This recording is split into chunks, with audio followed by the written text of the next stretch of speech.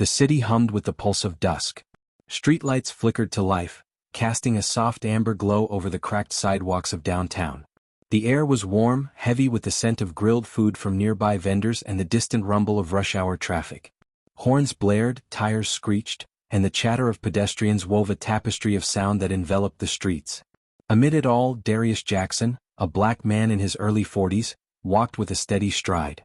His navy hoodie was slightly faded, his jeans worn but clean, and his sneakers scuffed from years of navigating these same streets. His face was calm, his eyes sharp with purpose, though a faint weariness lingered in their depths, a quiet testament to a life spent carrying the weight of countless unspoken judgments. Darius was heading home after a long day, his backpack slung over one shoulder, a grocery bag dangling from his hand. Inside were apples and a box of cereal for his son Malik, who'd been begging for something sweet. The thought of Malik's grin brought a small smile to Darius's lips as he crossed the street, his steps quick to beat the changing light. The crosswalk was busy, filled with people hurrying to buses or ducking into shops, but Darius moved with the ease of someone who knew these streets like the back of his hand. Halfway across, a police cruiser pulled up sharply at the corner, its lights flashing red and blue, cutting through the evening haze. Two officers stepped out, their boots heavy on the pavement. Officer Bradley, a white man in his 50s with a stern jaw and a badge that glinted under the streetlights, scanned the crowd. His partner, Officer Hayes, younger and wiry, followed his lead, his hand resting on his radio. The air shifted, the chatter of the crowd softening as eyes turned toward the officers. Darius reached the sidewalk, adjusting his backpack, unaware of the attention fixed on him. He was thinking of Malik, of the math homework they'd tackle together, when Bradley's voice cut through the noise like a blade. "Hey you," Bradley called, his tone sharp. "Stop right there." Darius paused, turning slowly, his grocery bag swinging slightly. The crowd parted, leaving him exposed under the streetlight's harsh glow. His heart quickened, but his face remained steady, his eyes meeting Bradley's without flinching. "Me?" Darius asked, his voice calm but edged with caution. "Yeah you," Bradley said, striding closer, his boots thudding.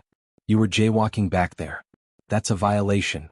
Darius's brow furrowed, his gaze flicking to the crosswalk, now empty as the light changed again. "I was in the crosswalk," he said evenly. Light was green. Bradley's lips curled into a smirk, his eyes narrowing. "Don't get smart with me. I saw what I saw. ID now." The crowd murmured, phones emerging from pockets, their tiny red lights blinking as they recorded. Darius felt the weight of their stares, the familiar sting of being singled out. He'd been here before, too many times. The grocery bag felt heavier in his hand, the apples bruising under his tightening grip. He took a slow breath, grounding himself. "I'm just heading home," Darius said, his voice steady. "Got groceries for my kid. I wasn't jaywalking." Hayes stepped forward, his hand now on his baton, his posture tense. "You resisting, sir? Because that's not gonna help you." The word resisting hung in the air, sharp and loaded. Darius's jaw tightened, his mind racing. He knew how this could go, how quickly a misunderstanding could spiral. The streetlights seemed brighter now, their glare reflecting off Bradley's badge, illuminating the power imbalance etched into this moment. The crowd's murmurs grew louder, a mix of sympathy and unease, but no one stepped forward. "I'm not resisting," Darius said, his voice low but firm. "I'm just asking why I'm being stopped." Bradley's smirk faded, replaced by a scowl. "You don't get to ask questions. ID or we're taking you in."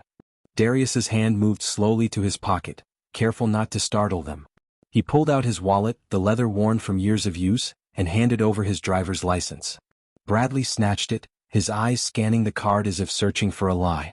Hayes stood closer now, his baton tapping lightly against his thigh, a subtle threat. "Stay put," Bradley ordered, stepping back to the cruiser to run the ID. Hayes remained, his gaze fixed on Darius, his fingers twitching near his radio. The crowd's phones kept recording, their whispers a low hum against the distant wail of a siren. The air was thick, the warmth of the evening now stifling, pressing against Darius's skin. Minutes passed, each one stretching longer than the last. Darius stood still, the grocery bag dangling, his backpack heavy on his shoulder. He thought of Malik, waiting at home, probably glancing at the clock. The thought steadied him, kept his anger in check. Bradley returned, his face harder now, his eyes glinting with something Darius couldn't quite read. "Got a record?" Bradley asked, though it wasn't a question. "You look like someone we've seen before." Darius's eyes narrowed but his voice stayed calm. No record. I'm clean. Can I go now? Hayes chuckled, a low mocking sound. Not so fast. We're gonna need to search that bag.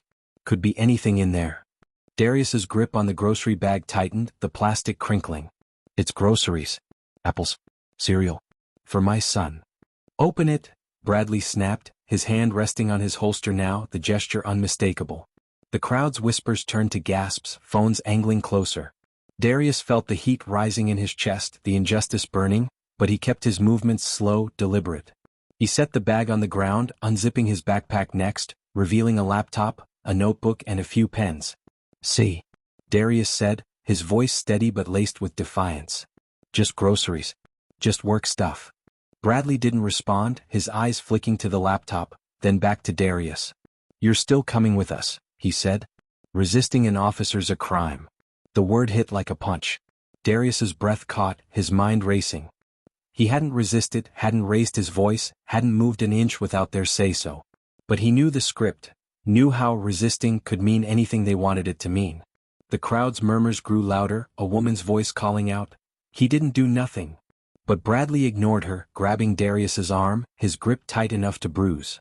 Hands behind your back, Bradley ordered, pulling out handcuffs. The metal glinted under the street lights, cold and unyielding. Hayes stepped closer, his baton now in hand, his eyes daring Darius to move. Darius stood still, his heart pounding, his thoughts on Malik. He let them cuff him, the metal biting into his wrists, the click echoing in the evening air. The crowd's phones kept recording, their voices rising in protest, but the officers didn't waver. Bradley shoved Darius toward the cruiser, the grocery bag left on the sidewalk, apples rolling into the gutter.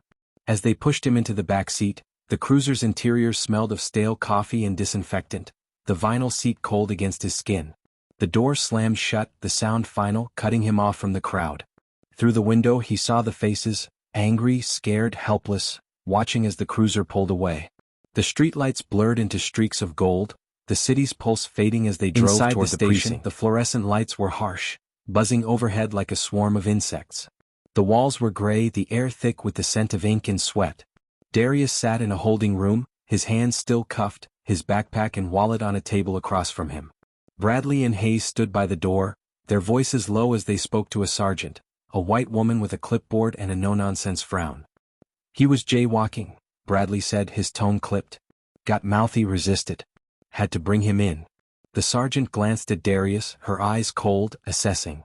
Run his prints, she said. Let's see what we're dealing with. Darius sat silently, his gaze fixed on the table, his mind working. He knew this could stretch into hours, maybe days. He thought of Malik, alone at home, waiting for a father who might not make it back tonight. The thought was a knife, twisting in his chest, but it also fueled him, kept his resolve firm. The sergeant returned, her clipboard now filled with notes. No record, she said, her tone grudging. But we're holding him for resisting. Book him. Darius's eyes flicked up, meeting hers.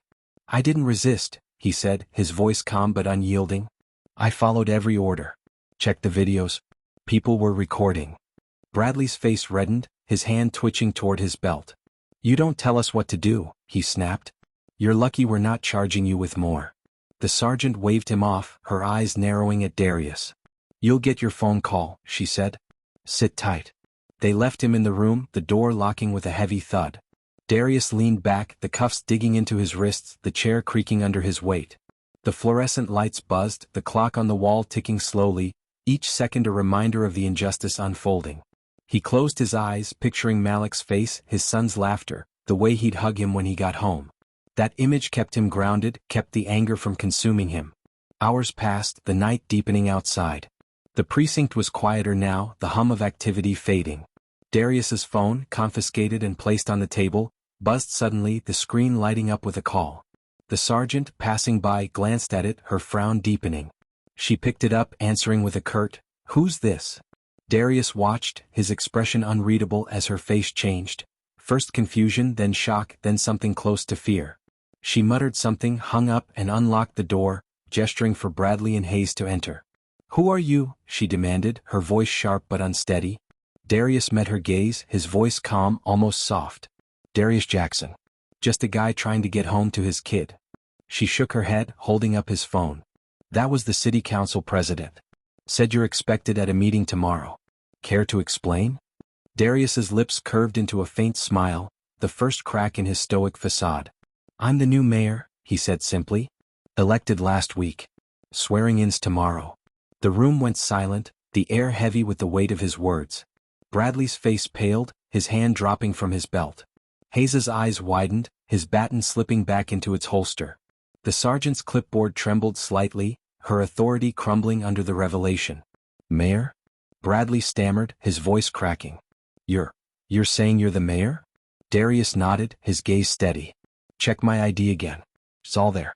Darius Jackson, elected mayor of this city. And you just arrested me for crossing the street. The sergeant fumbled with his wallet, pulling out the license, her eyes scanning it as if it might reveal a different truth. But there it was, in black and white. She looked at Bradley, then Hayes, her face a mix of anger and panic. Uncuff him, she snapped. Now. Hayes hesitated, then moved forward, his hands shaking as he unlocked the cuffs. The metal fell away, leaving red marks on Darius's wrists. He rubbed them slowly, his eyes never leaving Bradley's. The officer looked away, his bravado gone, his badge suddenly feeling heavier. I didn't know, Bradley muttered, his voice barely audible. It was just, procedure.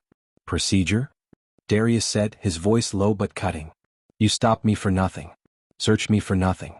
Cuffed me for nothing. Because of how I look. That's not procedure. That's prejudice. The sergeant stepped forward, her tone conciliatory. Mr. Jackson, we're sorry. This was a mistake. A mistake. Darius interrupted, standing now, his presence filling the room. This wasn't a mistake. This was a choice. You chose to see me as a threat. You chose to ignore the truth. And how many others have you done this to? How many don't have a title to make you listen? The officers stood frozen, their faces a mix of shame and fear. The precinct's fluorescent lights buzzed overhead, casting harsh shadows that seemed to underline the moment's gravity. Darius picked up his backpack, his wallet, his phone, moving with deliberate calm. You'll hear from me, he said, his voice steady. Not for revenge. For change. He walked out, the precinct doors swinging shut behind him. The night air was cooler now, the city quieter, the streetlights softer against the dark. Darius took a deep breath, the weight of the evening settling into his bones. He thought of Malik, of the promise he'd made to be home. He pulled out his phone, texting his sister to check on his son, then started walking, the grocery bag long gone, but his resolve stronger than ever. The next morning, the city hall was alive with anticipation. The swearing-in ceremony was packed, the room filled with council members, community leaders, and residents. The walls were lined with banners celebrating the city's history, and a jazz quartet played softly, their notes weaving through the chatter. Darius stood at the podium, his navy suit crisp, his tie a deep blue that caught the light. Malik sat in the front row, his eyes wide with pride, a grin splitting his face. Darius took the oath, his voice steady, his hand on a Bible that had belonged to his grandmother. The crowd applauded, their cheers echoing through the hall. But as he stepped to the microphone, the room fell silent, every eye on him. Last night, Darius began, his voice clear, resonant, I was arrested. For jaywalking. Handcuffed. Searched. Humiliated. Not because of what I did, but because of who I am. A black man in this city. The crowd gasped, murmurs rippling through the room. Malik's grin faded, his eyes searching his father's face. Darius continued, his gaze sweeping the audience, unflinching. I'm not here to tell you my story for pity.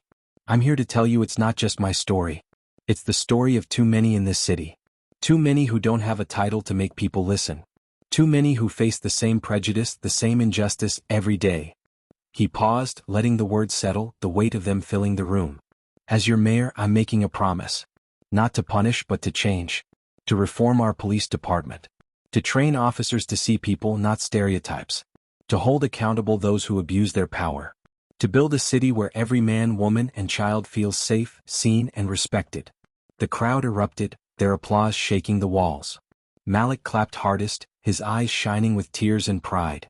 Darius stepped down, hugging his son tightly, the jazz quartet swelling into a triumphant melody. In the weeks that followed, Darius's promise took shape. He met with the police chief, a grizzled veteran named Thompson, who sat across from him in a stark office, his face a mix of skepticism and deference. We can't change overnight, Thompson said, his voice gruff. Officers follow protocol. Protocol that targets black men for walking? Darius countered, his tone calm but firm. Protocol that assumes guilt before evidence? That's not protection. That's oppression. Thompson shifted, uncomfortable, but Darius pressed on. We're starting with training. Mandatory every officer. Bias recognition. De-escalation. Community engagement. And we're reviewing every stop, every arrest for patterns of prejudice. No exceptions. Thompson nodded, his resistance fading under Darius's authority. Yes, sir, he said quietly. We'll make it happen. Darius didn't stop there. He formed a civilian oversight board, led by community members, including a pastor from a local HBCU-affiliated church and a young activist who'd organized voter drives. They reviewed complaints, recommended reforms, and held public forums where residents shared their stories like Darius's, raw and unfiltered. The forums were packed, the city's black community turning out in droves, their voices rising in a chorus of pain and hope. He also launched a youth program, partnering with community centers to offer mentorship and job training. Malik joined, his eyes bright as he learned coding from a black software engineer who'd grown up on the same streets.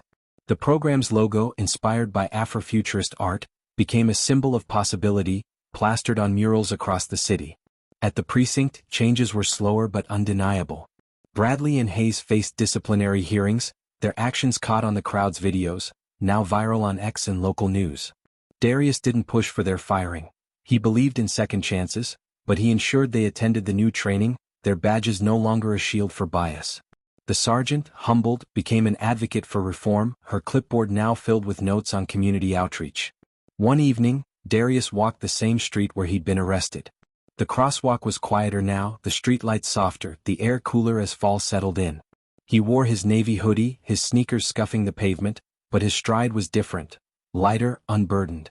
A few passers-by nodded, recognizing him, their smiles warm with respect. A mural on a nearby wall caught his eye, depicting a black man breaking free from chains, the colors bold against the brick. Below it, in looping script, were the words, "Justice rises." Darius stopped, his breath catching. He thought of Malik, of the city, of the work still ahead. The mural wasn't just art, it was a promise, a reminder that change wasn't a moment but a movement. Back at City Hall, Darius stood at his office window, overlooking the skyline. The city was his now, not just to lead but to heal. He'd faced the system's worst, its prejudice, its power, and turned it into something better. Not for himself, but for every black man who'd walked these streets, felt that same chill and deserved more. This story is inspired by real events. Discrimination happens every day. But so does change. Be part of it. They arrested him for jaywalking. They underestimated him. But Darius Jackson showed them who he was, and who we can be. This story moved you, share it. Let's spark conversations for justice. Subscribe for more stories that inspire change. Comment below with your experiences or ideas for reform. Together we can build a city, a world where every voice is heard.